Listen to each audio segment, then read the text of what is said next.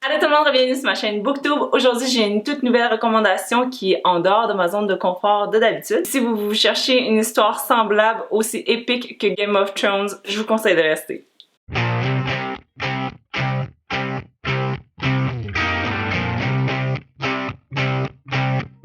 C'est la série Saga qui est en 9 volumes jusqu'à présent. Ils sont sortis environ entre 2012 et 2018 et en moyenne, ils font 176 pages.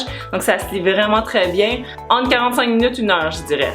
Alors sans plus tarder, on va parler de l'histoire. On va suivre les deux personnages principaux, le couple de Alanna et Marco qui viennent de deux planètes différentes dont les peuples sont en guerre.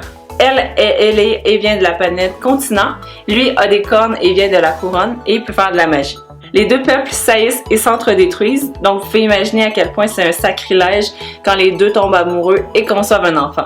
C'est exactement comme ça que débute l'histoire, donc on va assister à l'accouchement du petit bébé hybride, puis la famille évidemment dès le début va être poursuivie, va avoir un prix sur leur tête parce que c'est comme un peu contre la loi de faire ça, puis c'est immoral, puis ils vont être traités de tous les noms. Bref, ils vont être recherchés dans la galaxie entière pour ça, ce qui va nous amener à faire la rencontre de plein de personnages différents provenant de divers horizons.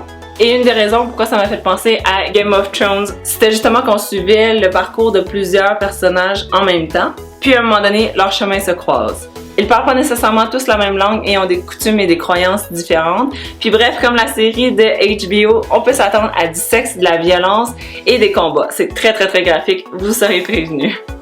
Alors on est rendu à la partie pourquoi j'aime autant la série. Premièrement, c'est parce qu'il y en a pour tous les goûts. Donc il y a beaucoup d'amour dedans parce qu'à la base c'est une histoire de famille mais de couple aussi, de personnes qui s'aiment tellement qui sont prêtes à affronter toutes les conséquences de leur union pour protéger leur famille. C'est vraiment trop cute. Ça parle aussi de perdre des êtres chers puis c'est quoi grandir dans un contexte de guerre. J'ai trouvé ça fun aussi qu'il y ait beaucoup d'humour, que ce soit dans la narration ou dans les descriptions. Il y avait toujours quelque chose qui me faisait sourire ou qui était un petit peu ironique. Si vous aimez tout ce qui est technologie avancée du genre Star Wars, Star Trek, tout ça, ça va vraiment vous intéresser. Mais même si vous aimez pas ça, comme moi, vous allez pouvoir y trouver votre compte. Un gros argument de vente aussi, ce serait la diversité parce que c'est tellement un thème central. Les personnages sont littéralement de toutes les couleurs, avec un œil ou 8 yeux, avec des cornes ou des ailes.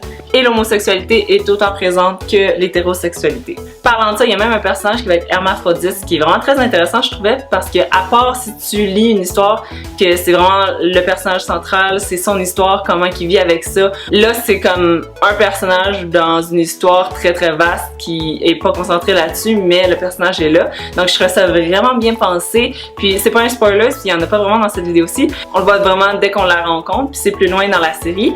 Bref, ce personnage-là refusait d'être seulement défini par ses parties génitales. Fait qu'il y avait vraiment un beau message de body positivity, comme quoi il fallait être fier du corps dans lequel on était et que ça faisait partie de notre identité en tant que telle.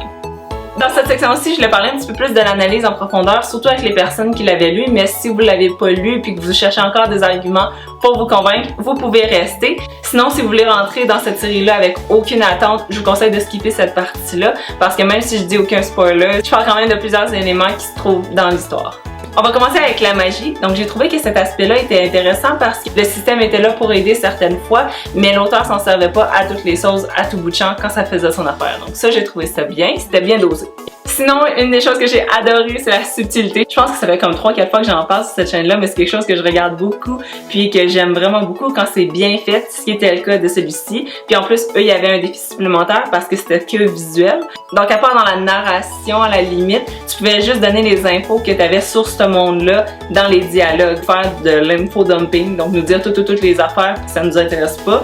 Non, c'était dit dans une façon qui était très fluide et naturelle. J'ai vraiment beaucoup aimé le rythme aussi, il y avait des ellipses au bon moment pour nous laisser souffler parfois parce qu'il y avait vraiment beaucoup de moments où c'était super intense. Mais c'est ça, même s'il y avait des moments qui étaient un petit peu plus relax, qui étaient très appréciés parce qu'on peut pas être toujours autant investi dans un truc puis avoir autant d'émotions en même temps. Donc les petites pauses d'action étaient vraiment la bienvenue, mais tout ça sans relâcher notre intérêt. Le conflit aussi, il y en avait dans presque chaque scène, c'était vraiment le fun à voir parce que les personnalités des différents personnages qui viennent d'horizons différents, ça s'entend pas bien du premier coup, donc ça c'était super le fun de voir les petites répliques snarky ou les personnes qui voulaient pas être d'adon, mettons, qui étaient un petit peu plus bêtes. C'était vraiment très drôle puis très bien fait parce qu'on voyait vraiment la personnalité de chacun dans chacune de leurs répliques. Il y a aussi tout ce qui touchait à la guerre en général que j'ai trouvé le message bon, parce que même si des fois c'était pas la guerre au thème large, c'était plus dans le sens comme accepter les différences des autres, surtout que eux, les deux personnages principaux,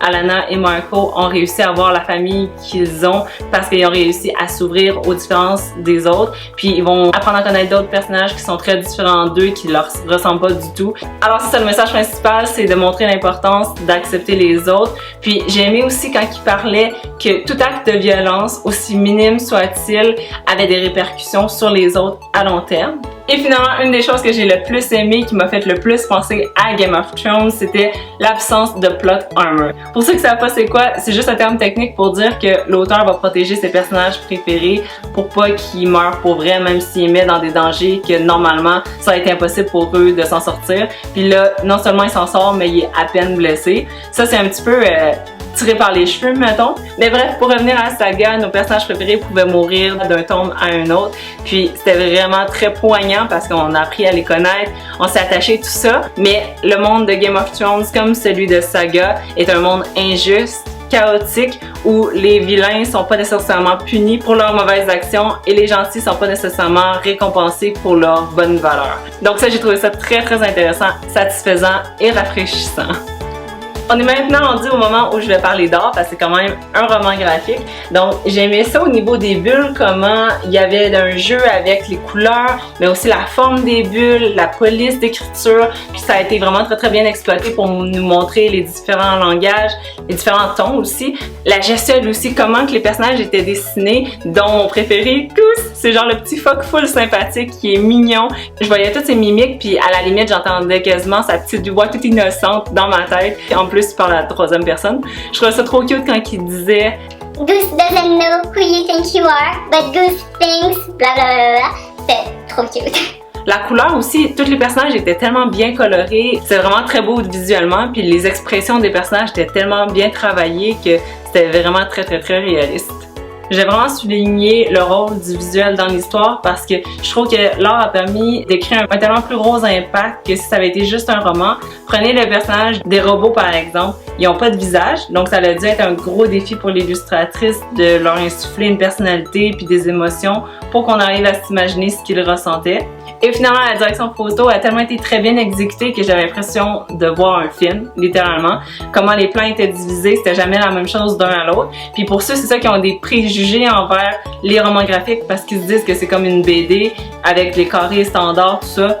Vraiment pas, ça paraît que vous en avez pas lu parce que ils réinventent vraiment le genre. Des fois ça peut être une pleine page, des fois ça peut être des cases complètement aléatoires, donc c'est vraiment très bien pensé puis très bien exécuté. Ensuite il y avait aussi les créatures, les personnages étaient tellement intéressants, il fallait qu'ils fassent des fantômes, des aliens, des humanoïdes ou des monstres même complètement, donc je trouvais ça vraiment très ingénieux puis créatif de la part de l'illustratrice d'avoir donné un rendu aussi intéressant puis parfois choquant.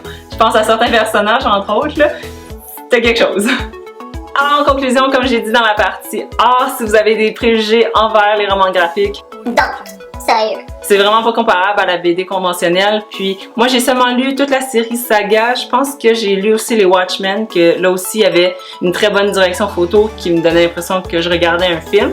Sinon le prochain que je vais lire, bien sûr, ça va être Alice de Patrick Sénécal et de Jake Dion. Il va sortir fin septembre, donc très bientôt. J'ai super hâte. Mais c'est ça, ça porte vraiment le bon mot roman graphique parce que la partie roman est pas nécessairement mise de côté puisqu'on voit quand même le développement des personnages, la structure de l'histoire puis l'univers aussi. D'ailleurs, j'ai vu une entrevue de l'auteur Brian K. Vaughan et Fiona Staples, qui est l'illustratrice, qui ont dit que cette série-là pourrait pas être adaptée parce que le roman graphique, c'est tellement la manière la plus idéale pour cette histoire-là de voir le jour parce qu'il y a tellement de choses qui se passent, ça coûterait vraiment trop cher à adapter en film. Donc bref, toute cette série-là mérite vraiment un 5 sur 5. Dans chacun des épisodes, il se passait quelque chose. Alors c'est vraiment une série avec le saut du bol d'or pour moi parce qu'il vaut 100% la peine. Puis si vous ne me croyez pas, fiez-vous à Goodreads. Dans le fond, si on regarde les évaluations des autres personnes, il y a quand même 245 422 personnes qui ont voté et la moyenne de tout ça, c'est 4.19 sur 5. Donc une très bonne cote. Puis après, ça descend pas, là. Le volume 2 est à 89 000 évaluations, puis il est à 4.53, donc encore mieux. Et le 3, il y a eu 77 000 évaluations, puis il est à 4.52. c'est pas juste moi qui le dis, ça vaut la peine.